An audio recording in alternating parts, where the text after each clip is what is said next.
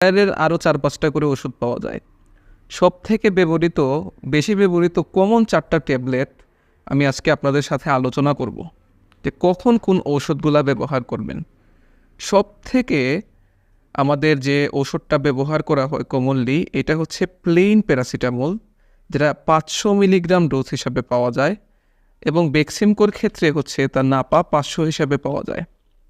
এখন নাপা 500 এবং এইস প্যারাসিটামল যেটা আছে, এই দুইটা কিন্তু একই জিনিস।